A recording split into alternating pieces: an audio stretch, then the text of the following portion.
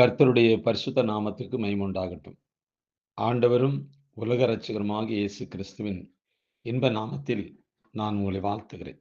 கர்த்தருக்குள்ளாக உங்களை ஆசீர்வதிக்கிறேன். கர்த்தர் தாமே இந்த நாளிலும் உங்களை ஆசீர்வதித்து வழிநடத்துவாராக.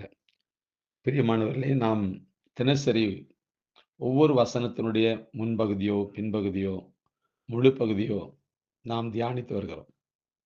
ஒவ்வொரு கருத்து. அந்த கருத்து உங்களுக்கு நிச்சயமாகவே உங்கள் வாழ்க்கைக்கும், ஆவிக்குரிய வளர்ச்சிக்கும் அது மேலும் நிற்க உதவியாக இருக்கும் என்று சொல்லி நான் விசுவாசிக்கிறேன். இந்த நாளிலும் தியானிக்கும்படியாக எடுத்துக்கொண்ட பரிசுத்த வேதாகமத்தினுடைய பகுதி எபேசியர் 4ஆம் அதிகாரம் 22வது வசனம்.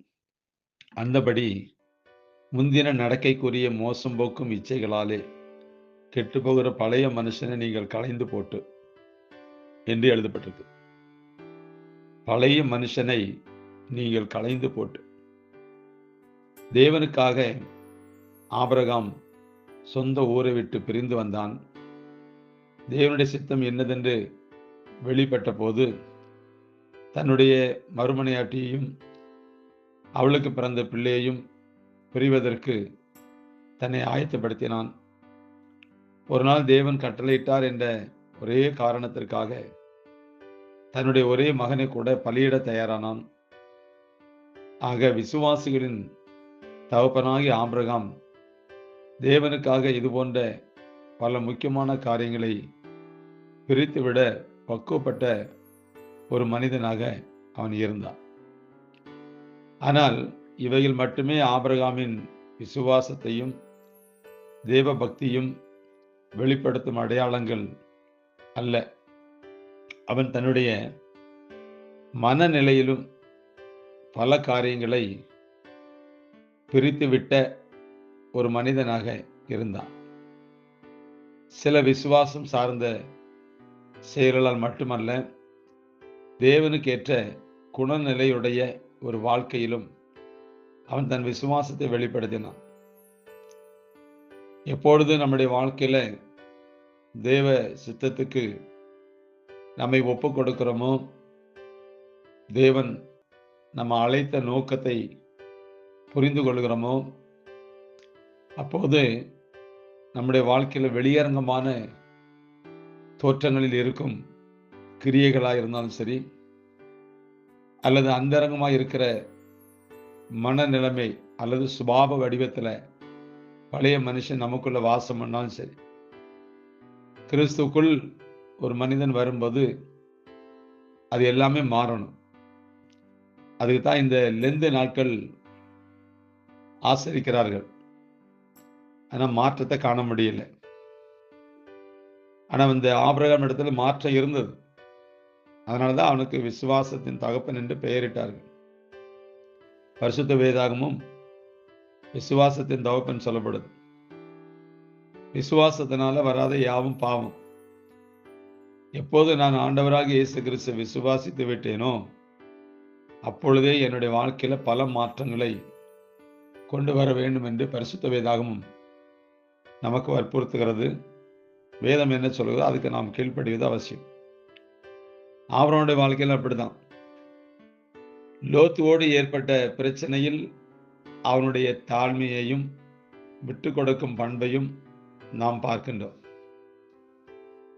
அதே நேரத்தில் லோத்துவுக்கு நெருக்கடி ஏற்பட்ட போது அவனுக்காக பாரப்பட்டு அவனை மீட்க சென்ற போது அவனுடைய இருதயம் கசப்பற்ற மனநிலைமையையும் வைராக்கியம் பாராட்டாத உள்ளத்தையும் நாம் ஆபிரகாமிடத்தில் பார்க்கிறோம். இது லோத்து விஷயத்துல. லோத்து தன்னை விட்டு பிரியும் போது அவனுடைய மனநிலைமை என்ன?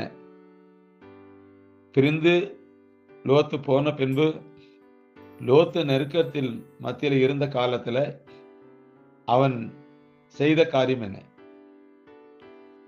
அதையும் கவனிக்கணும். அதே நேரத்தில் சோதமின் ராஜா பெரும் பொருள் கொடுக்க முன் வந்த போது அது வேண்டாம் என்று கூறியதில் அவனுடைய இருதயத்தின் பொருளாசையற்ற மனதையும் அவனுடைய இருதயம் பொருளாசையற்ற மனதையும் தேவனை சார்ந்த நம்பிக்கையையும் அவனிடத்தில் நாம் பார்க்கிறோம். சோதமன் ராஜா பொருள் நிறைய கொண்டு வரான். அந்த வேளையில ஆபிரகாம் தன் தேவனாகிய கர்த்தர் மேல் வைத்த விசுவாசத்தின்படி அந்த பொருளை வாங்கல. அப்படின்னா அவன்கிட்ட பொருளாசை இல்லை. அதுலேயும் அவன் இறுதியும் நல்லா இருக்கு. நம்மகிட்ட கொண்டு வந்தா எல்லாம் வாங்கிடுவோம். அப்படிதான் இன்னைக்கு சூழ்நிலையில கடைசி காலத்துல உட்கார்ந்துருக்கிறாங்க. அதே மாதிரி இன்னொரு சுபாவத்தை அவனிடத்துல பார்க்கிறோம். அபிமெலேக்கு இலவசமாக நிலம் தர முன் வந்த போது, அதாவது ஆபிரகாமுடைய மனைவி சாராள் இறந்து போறார். அந்த நேரத்தில் அபிமெலேக்கு இலவசமா அந்த பிரேதத்தை அடக்கம் பண்ணுவதற்கு இடம் தர்றதுக்கு முன் வர்றாரு. அந்த நேரத்தில் ஆபிரகாமுடைய குணநிலைமை என்ன, அவனுடைய மனது என்ன சொல்லுகிறது, என்ன செய்தான் அப்படின்னு பார்க்கும்போது அதை மறுத்து கிரயம் கட்டினான் என்று பார்க்கிறோம். அப்படின்னா மற்றவருடைய பொருளை இச்சிக்காத ஒரு நல்ல சுபாவத்தை அவனிடத்தில் பார்க்கிறோம். ஆக அவன் தேவனுக்காக வாழ ஆரம்பித்தான். தன்னுடைய பழைய விதமான சுபாவங்களை, இன்னும் சொல்ல போனால் மனுஷியமான சுபாவங்கள், சுயநலம் சார்ந்த எண்ணங்கள் யாவற்றையும் கூட அவன் வீசி எறிந்து விட்டிருக்கிறான் என்பது இந்த பகுதியில் நாம் தெரிந்து கொள்கிறோம். அதுவும் தெரிய வருகிறது. நம் ஆண்டவருக்காக குடும்பம், செல்வம், வேலை, தொழில் போன்றவற்றை அற்பமாக எண்ணி பிரிந்துவிட நாம் முன் வரலாம். ஆயினும் சராசரி வாழ்க்கையில நமக்கு தேவை தாழ்மை வேணும். தாழ்மை வேணும்.